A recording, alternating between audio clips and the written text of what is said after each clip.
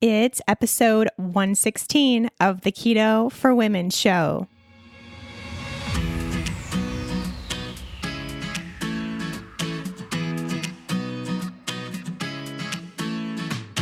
You're listening to the Keto for Women show.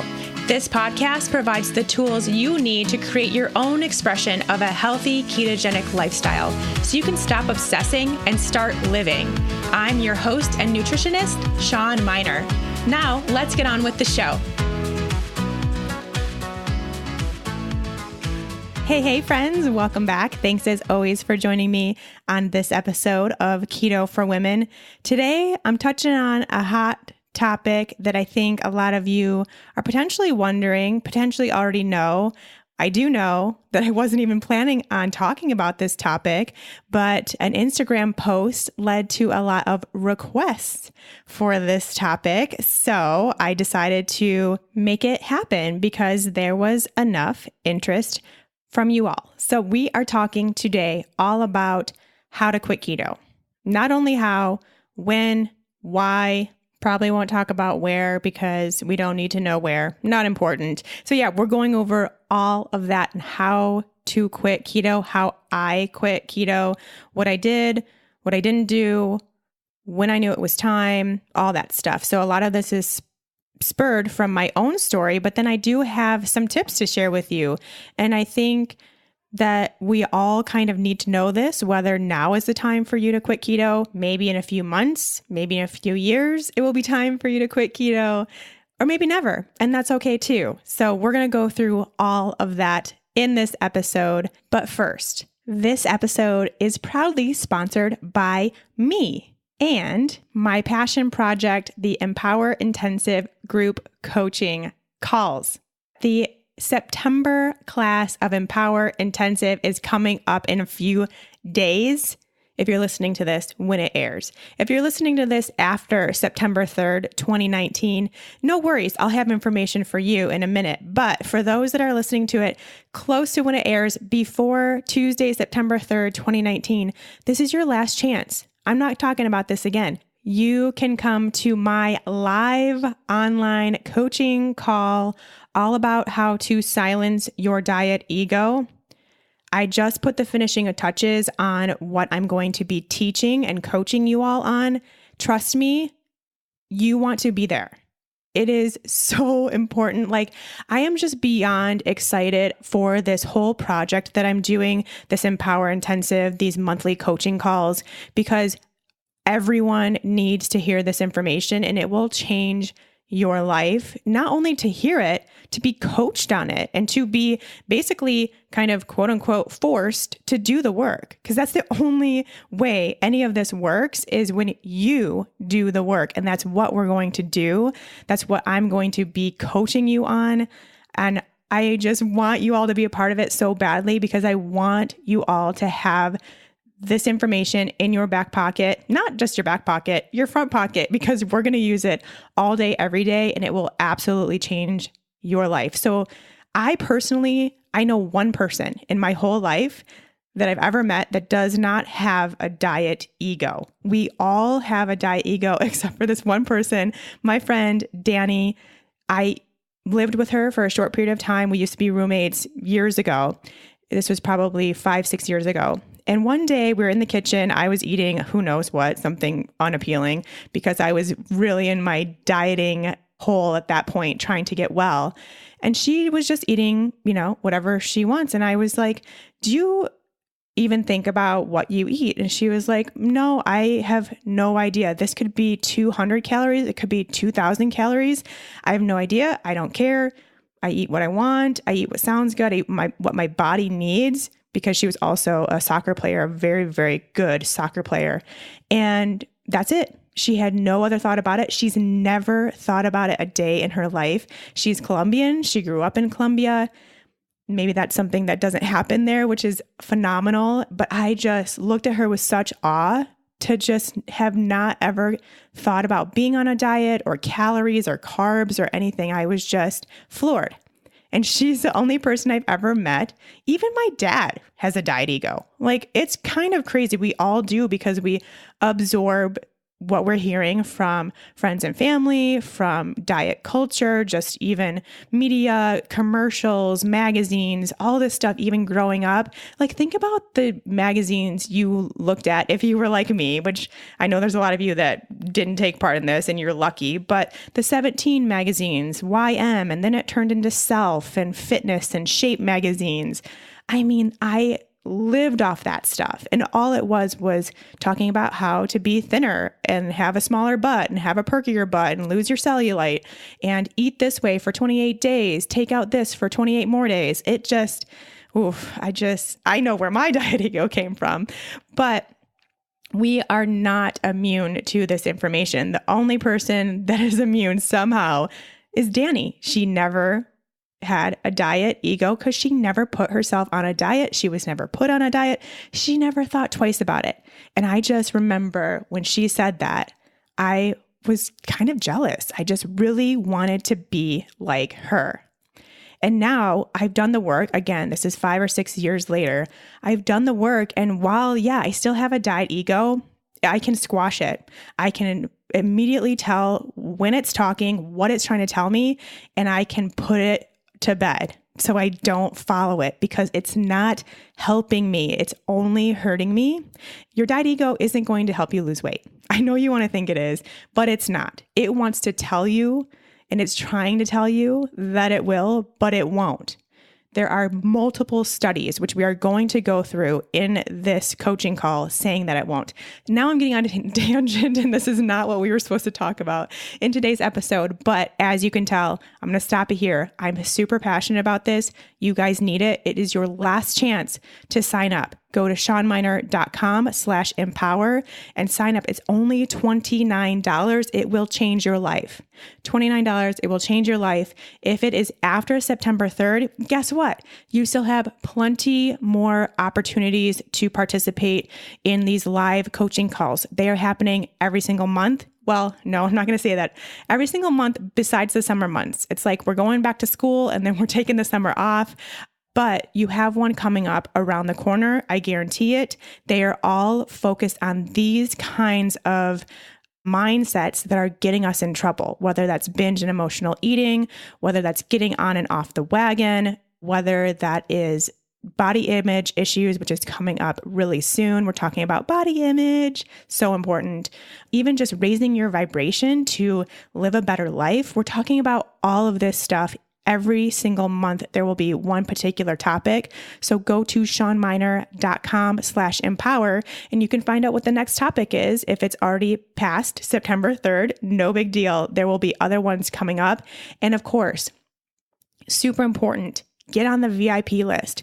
That lets me know that you want to hear about these topics and you want to be a part of a future topic, potentially. If you don't have to, if you don't want to, but at least lets me know that you're interested so that I don't bug you if you're not interested. I'm only going to tell you the topics if you are. It's that easy. We can keep everyone happy. So SeanMiner.com/empower, sign up for notifications.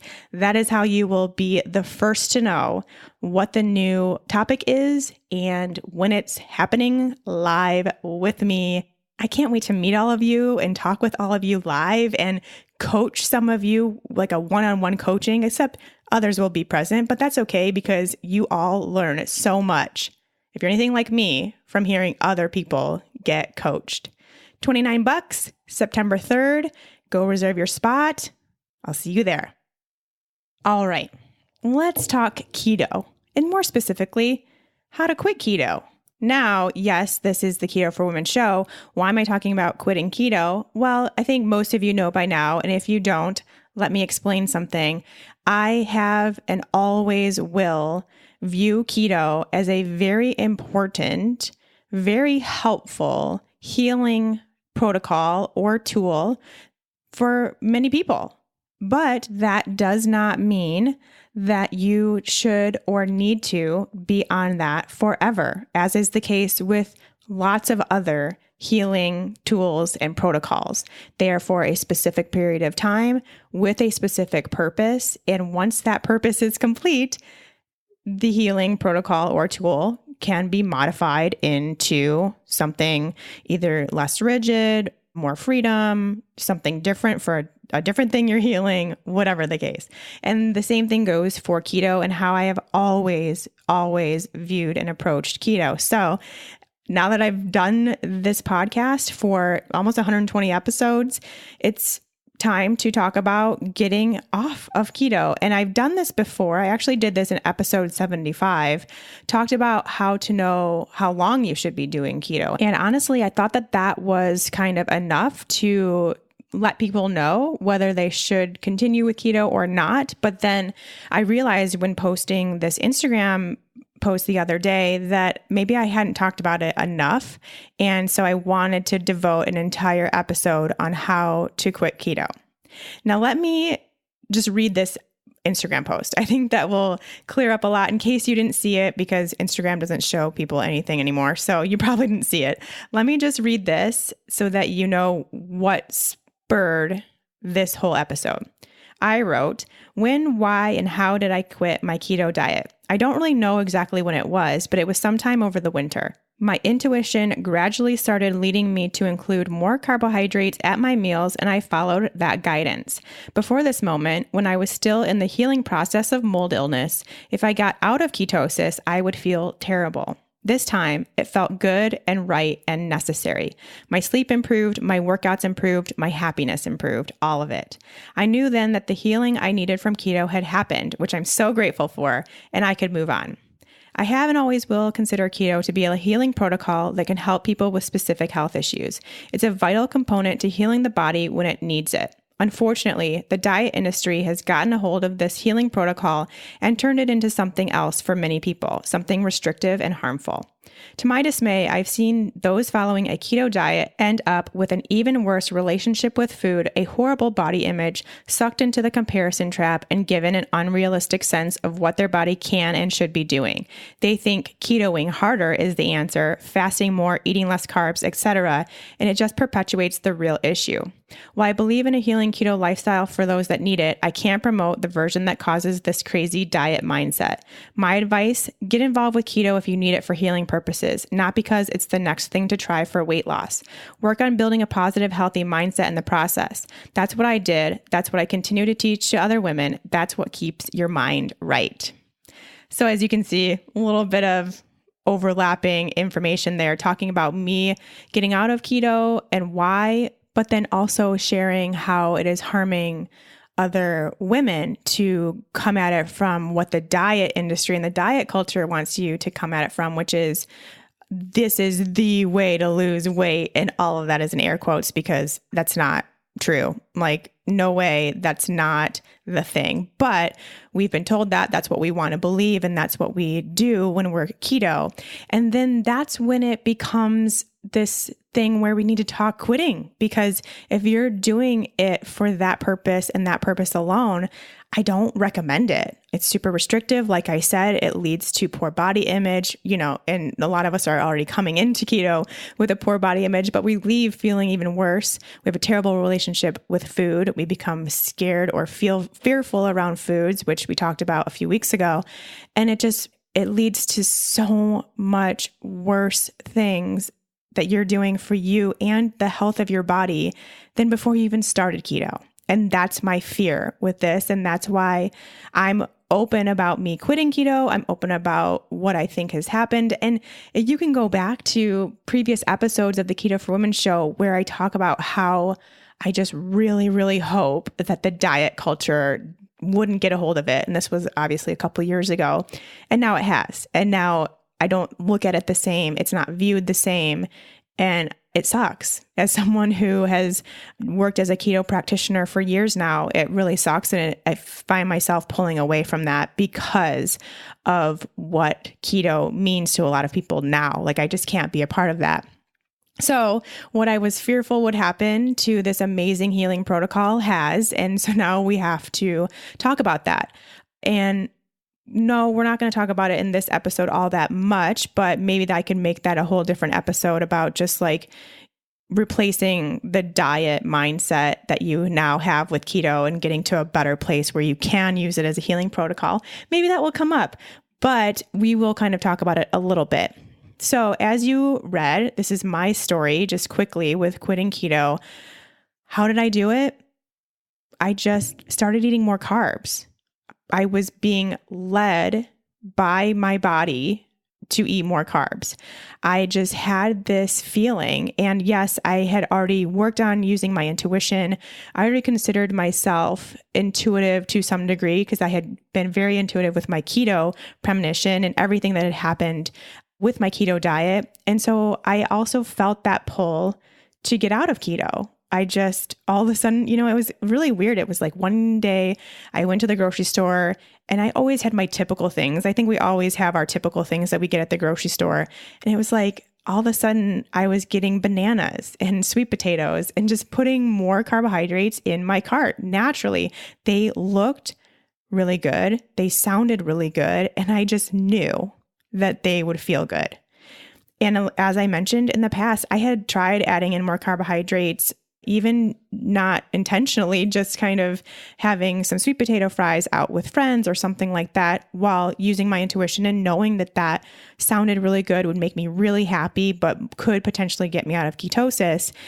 And even though I intuitively ate more carbohydrates, I knew it wasn't going to be the best thing for my health, but my happiness factor would be way high, which we've talked about in past episodes when using your intuition with food. But I paid for it. I paid the price. I didn't feel good the following day or 2 days because I had gotten out of ketosis and my body was still using keto to heal. And I still needed that in order to basically go about my day and feel like a normal human. And I would not feel like that when I got out of ketosis. And then this time, I just gradually started adding in more carbohydrates. I would pick up more carbohydrates when I was at the store. I put them into my meals and I felt great. I felt really good. And that's when I knew it was time. Keto had done the work that it needed to do on my body. Again, like I said, forever grateful for that. It literally gave me my life back. But I don't need to be there anymore. My healing protocol has ended. Now I'm in this protocol of life and just living and enjoying life and using more of my intuition and just going with the flow. And really, I think that's the goal for all of us, to just feel this freedom around food, to have a healthy relationship with food, to be able to use your intuition 100% of the time with food, and to just not worry about it, not think about it, not care about it, just enjoy and nourish and have pleasure and fulfillment with your food and move on and find all of those same things with life too, because now you don't have to worry so much about your food. That is where I'm at. That is what I think the end goal should be for all of you, whether keto or not. Your end goal should be in this place of freedom.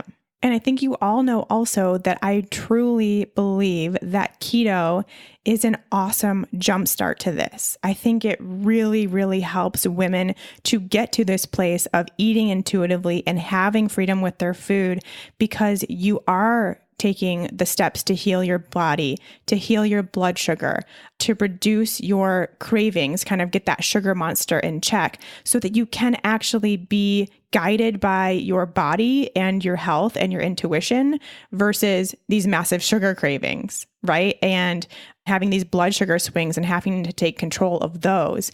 I really will always think that keto is a great place for this if you go into it with that as your goal and not, oh, I kind of would like that too, but I also want weight loss. You've got to go into it knowing you're bridging the gap into something much bigger and much better as far as your relationship with food. So you can go into it for healing purposes. You can go into it for healing purposes with the idea of coming out of it ready to use your intuitive sense with food. You can't go into it wanting weight loss. You can't go into any diet wanting weight loss. It's not good for your mental health, your emotional health, and your physical health. In no way, shape, or form can you diet for weight loss and have the success that you're looking for. With that said, now we need to know if you really should still be doing keto or not. So we'll start with the why. Why would you quit keto? Because we're kind of already talking about that. You would quit keto because living with that much restriction for no medical reason isn't how we should be living. That's not the type of relationship with food that we should be having, period, end of story. To be severely restricting or eliminating one food group for no reason isn't real life. The goal, no matter what, should always be to include as much food into your diet, not continue excluding food from your diet. So we want to have the widest variety of foods you possibly can in your diet always. So if you are doing keto, trying harder, eliminating more things, having less carbs, whatever you're doing, with the goal of weight loss and not for a specific medical condition that you are trying to heal, then that would be a potential reason to not keto anymore. Also, potential reason why to quit keto, because you notice yourself getting too obsessed with food. Kind of goes along with the same thing we just talked about. If this is becoming too much, if you start noticing that you're thinking about food too much, that keto has just become kind of your life, you talk about it all the time, your friends talk about it all the time, you and your partner talk about it all the time, you're thinking about it, you're reading about it, like you're full in all the keto forums and groups and on all the blogs and watching everyone on Instagram, and it's just kind of encompassing your life, you might just be getting a little too obsessed with it. And it would potentially be a time to let go of some of that attachment to this way of eating and to kind of get back into the person that you are and the life you want to live and who you want to be beyond just a diet. So think about that. And then the last thing, which is kind of what I started with, because you realize you're in it to lose weight, not for health. This is a hard one. And it's going to be even harder if you're obsessed with it and you're in the groups and everyone's talking about the weight loss and all this stuff. Like, please remember there are still no long-term studies showing that keto does anything for weight loss. Yes, short-term, any diet helps you lose weight short-term, but we want the long-term plan, like 5 years down the road. There aren't studies on that. So keep that in mind, that anything you're seeing is anecdotal. You don't know anything else about that person or their health or what they're really eating or what they're really doing for their workouts, or just so much more going on. We are only assuming that that weight loss has come from keto, and it's not the case. So please keep that in mind. There are no studies of any diet showing long-term weight loss because diets don't work. I have the proof. I can show you study after study after study showing you the proof as to why diets don't work. Keto is not an exception to that, especially when you're coming at it from a place of restriction, control, obsession, and trying to lose weight. Now, of course, there are people, and I've said this a million times and I'll say it again, as you heal your body, you may experience some weight loss. Some people experience it very quickly, depending on what they had to heal. Some people experience it months down the road, depending on what they are healing and have healed. And some people heal themselves and never experience it because it's where their body needs to be. It's where their body is happy and healthy and feels safe at this moment in time. It is their set point weight. Okay, so I just want to clear that up. As you can see, super passionate, really feeling this right now because I want to get you out of that mentality. I want you to get into what really works, which isn't going to happen until you release the need to diet. Release the need to diet. Then we can start talking about what's going to actually work for you. Okay, I'm going to leave it at that because I have a lot more to talk about that, but that will be done in the Empower Intensive calls. Woohoo! All right, so now let's go up and talk about when you should potentially consider quitting keto. When you don't feel awful being out of ketosis or eating more carbohydrates. As I mentioned, this was the case for me. This is how I knew, I'm good. I'm good to go. My body is feeling great. I feel great when I'm in ketosis. I feel great and actually even better when I'm out of ketosis. So if you add in more carbohydrates and you stay feeling really good or even better, that's a sign. That's a sign that you should be taking very seriously. Another reason to consider when you're not enjoying it anymore.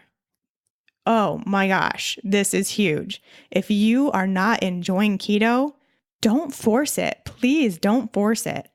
Even if you have a health or medical condition that you are using keto to work on, please go to your practitioner, your nutritionist, whoever you're working with, and tell them you don't want to do keto anymore. There is no problem with that. You can have the same levels of healing doing some maybe intermittent keto or like cyclical keto, I guess you would call it, or adding in various carbohydrates at various times of your day. There are other options here. If you are not happy with what you are eating on keto and you're not enjoying it, then don't do it, because the more deprived and unhappy you feel with your food intake, the better your chances of binging and emotional eating and all that stuff that then leads to much worse health issues, much more weight gain, yo-yoing, all that stuff, right? So we always want to be fully enjoying our food. And I know a lot of you are probably like, no, I love keto. I totally agree. I loved it at the time. It was great. And then I added plantain chips back in and fruit and sweet potatoes, which I had always eaten fruit and sweet potatoes, but I started having them more regularly and I enjoyed them a lot. Let's just say that. And I still am enjoying them quite a bit. And that's when I knew that it was the right time for me. And then lastly, when your body is having a strong craving, which I think a lot of you might be like, well, I'm kind of ignoring my cravings because my cravings are leading me to the chocolate cake. Definitely not going to do that. I'm not saying like, ooh, I can't have that, so I want it more kind of craving.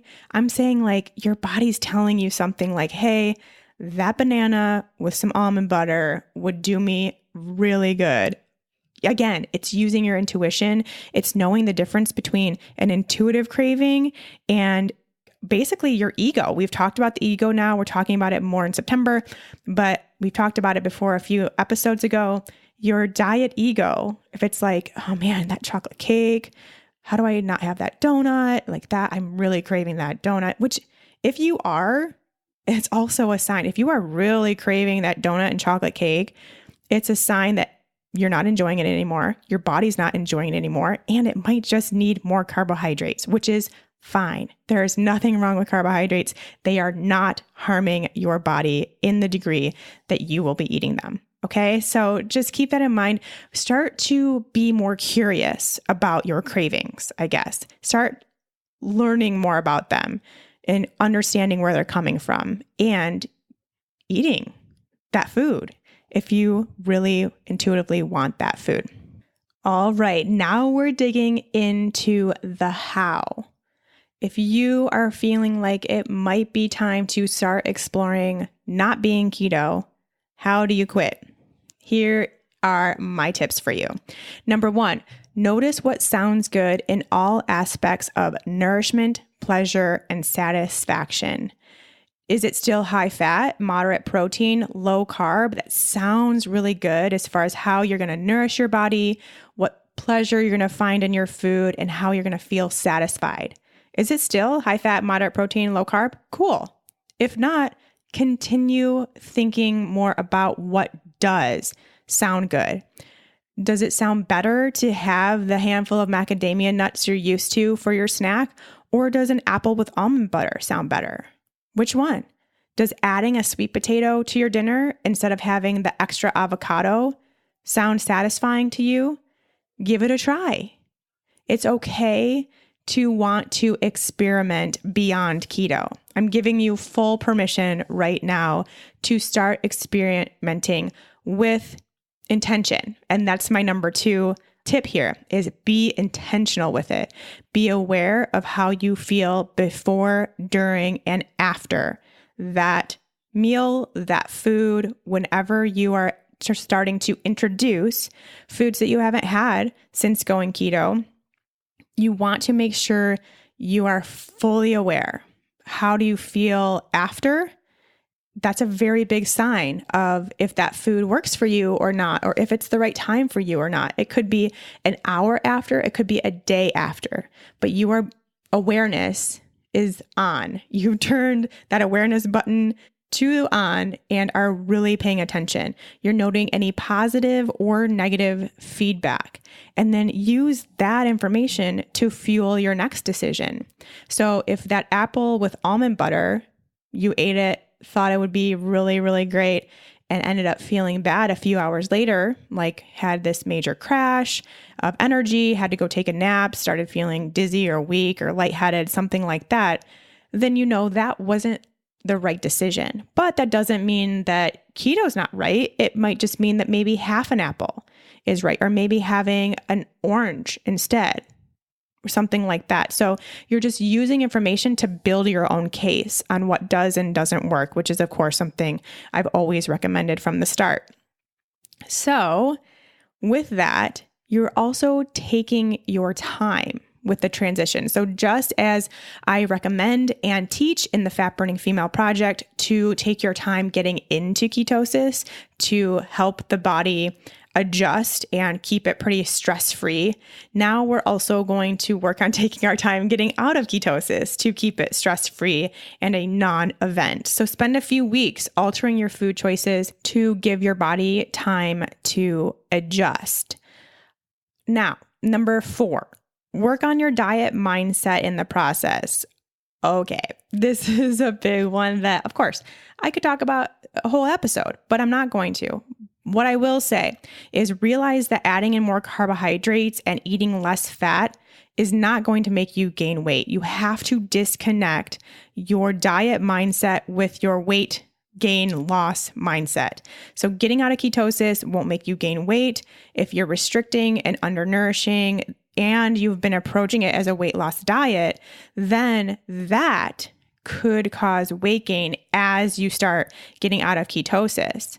So you have to know that, but it will heal the damage that you've done from being on this really strict diet, and you'll balance out. It will stabilize. So I want you to know that if you see some weight gain, it's not because you need to be in ketosis forever in order to not gain that weight. It's going to happen regardless, but it's more so kind of a rebound effect of being on a diet. And this would be the case if you've been approaching keto as a restricted diet to lose weight.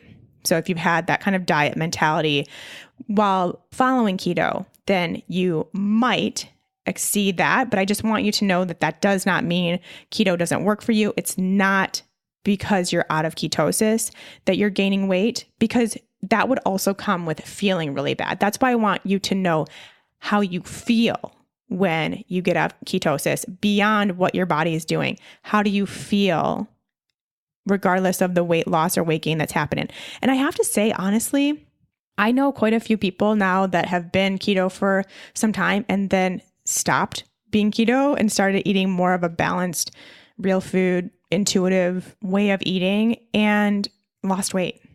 It can go either way, because keto is also can be stressful, especially if you're, again, approaching it from that diet aspect. So just getting your body into this new place where it's not stressed out and it feels safe and it's not in this like fake famine mode all the time, which is what keto is, then you're good. So keep that in mind too. It could go either way, but I just want you to know, no matter what, you've got to look beyond, get rid of that diet mindset, look beyond your weight gain or weight loss and really see what's going on. Next one, have no fear. Ooh, this is a big one. I think a lot of the reasons why women don't quit keto or stay keto too long, longer than they needed to, is because they're afraid. It is filled with fear to not be keto. And this could be coming from a lot of places. So let's go through them. First of all, you are not a failure for not continuing keto. It has nothing to do with you as a person. There is nothing wrong with you. You don't owe anyone any explanation as to why you're not following keto anymore. Please don't put any of that negative emotion around your personal choices, right? It means nothing. That your value, your worth as a person, nothing is attached to you deciding to be keto or not be keto. And I think that's hard, especially if you're really deep in the keto community, because it's like all everyone talks about is like, oh, I ate this and I got these ketones and I feel like this and I've lost this much weight. It's like constant, right? So for you to decide to not do that anymore, you might feel like you are a failure. Like maybe it didn't work for you, or maybe you just don't like it anymore, but you're afraid because it almost feels like you're going to be shunned from your new group of friends, or you're not going to be a part of this cool crowd that you got into or whatever. And I want you to please disassociate yourself from that. I mean, they can still be your friends.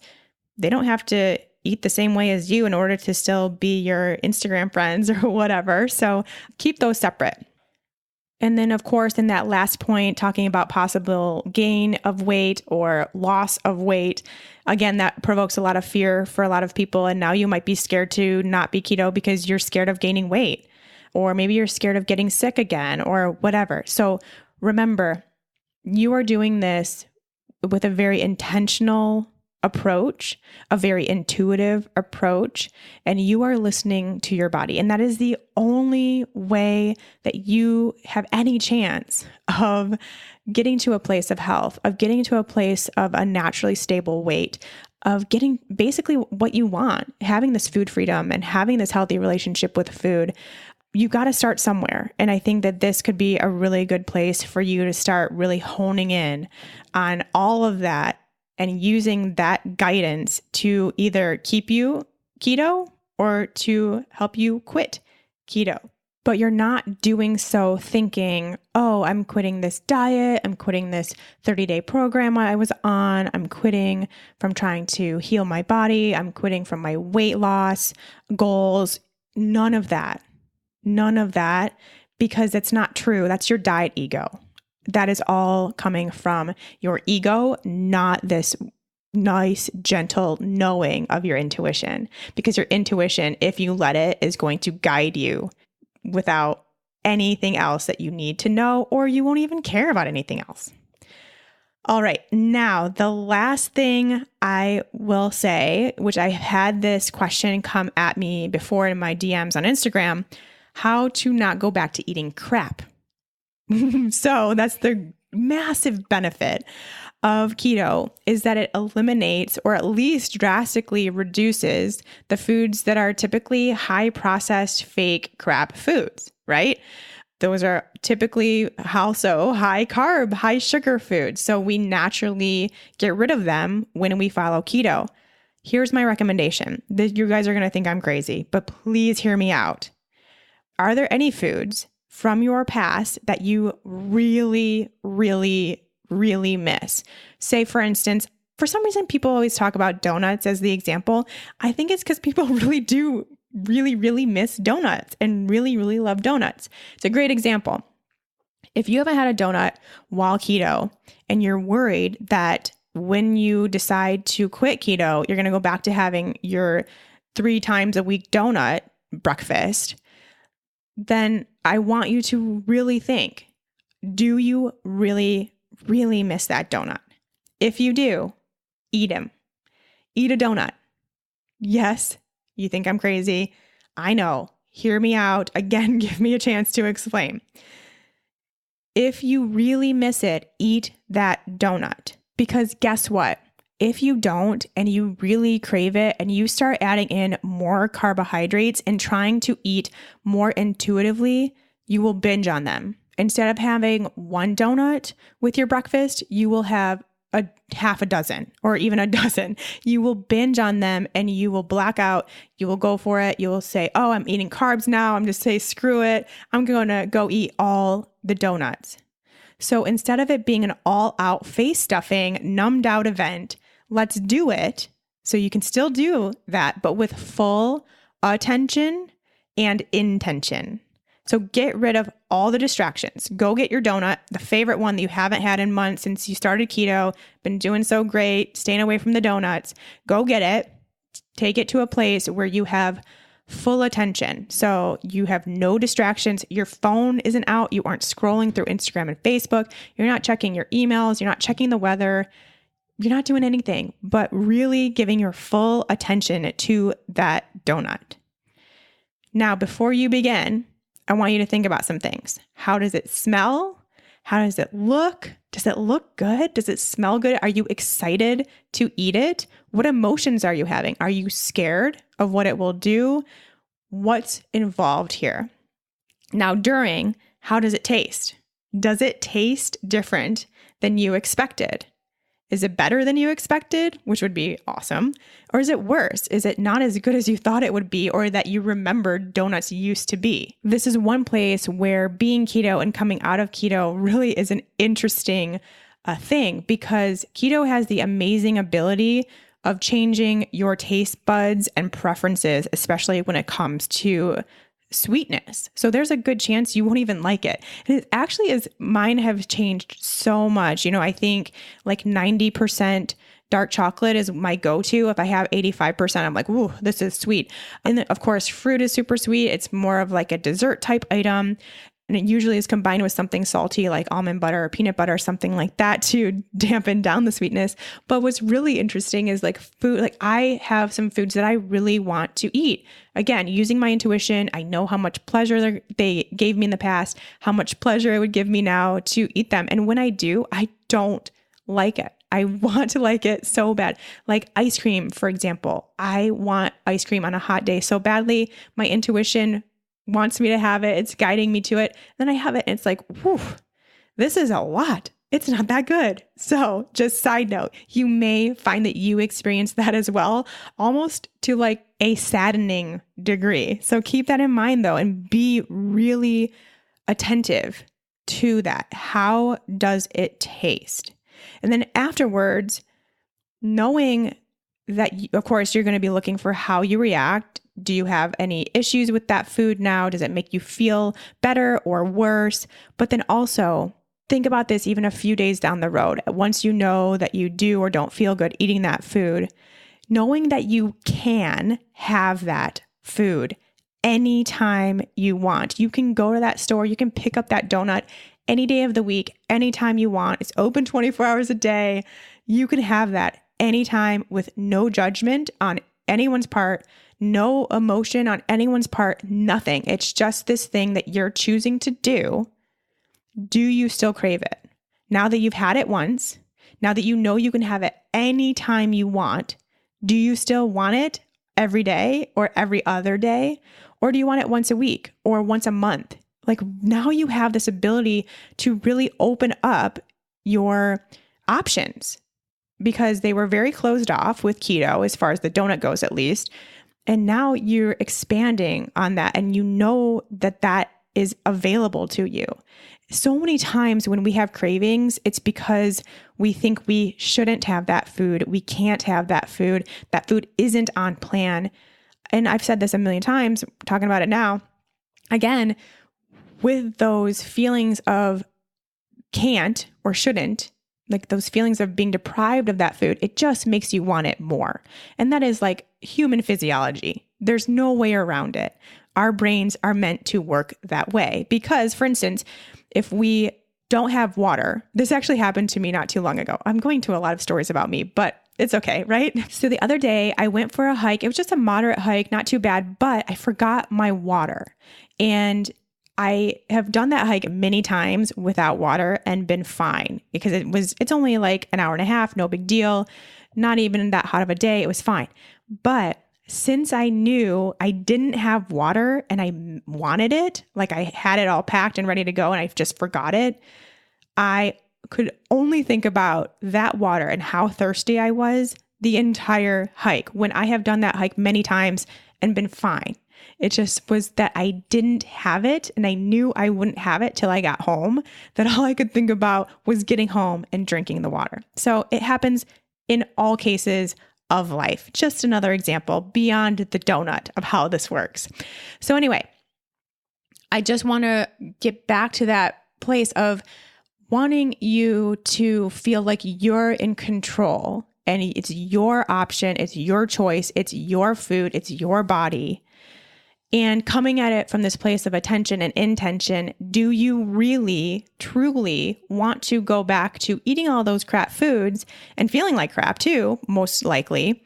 Or do you want to find a place where you can disperse them evenly throughout your days or weeks or months to a place where you do feel good, you feel satisfied, you get the pleasure and enjoyment from that, but then you're also getting nourishment from other carbohydrate choices like fruit and vegetables and sweet potatoes and plantains and plantain chips. Hello, so good, which leads me to my next point. But I think you've learned a lot more than just food with keto. I think you've learned a lot of mindfulness too, and just apply that to your life outside of keto also. It doesn't stop because you've decided to quit keto. So moving on to talk more about the plantain chips, keep a full stock of real foods you love in your house and find real food alternatives also. So for me, plantain chips, they're amazing. They're delicious. I feel really good eating them. I have a very comfortable, easy relationship with them. I don't have to eat the whole bag, can have a handful. Sometimes I do eat the whole bag because I want it, but I just feel like having more of those options for you and doing the work to find those ones that you can have a really good relationship with that are still nourishing you very well with the right nutrients and macros and micros, but then also you feel that enjoyment and pleasure that you would potentially feel or were used to feeling from something else, some other kind of chip or cracker or cookie or something like that. So another example for me is chocolate. I always have chocolate around. Again, I eat a lot of chocolate, I'm not going to lie, but I think I have a really good relationship with it. I don't have to eat the whole bar. I don't binge on it. It's just there and it does what I want it to do and I feel really good. And that's that. So see what those are for you. Maybe do some more research on that kind of situation for you. And then lastly, in order to not let the crap come back in, be proud of yourself and what you've done using keto. Be proud of yourself and respect that. Respect how much work you've done and respect how much healing your body has gone through and this new place that it's in. And do you really want to go backwards? I don't think so, right? We don't want to go backwards. We've just did a lot of work and your body did a lot of healing and there's so much good stuff going on for you.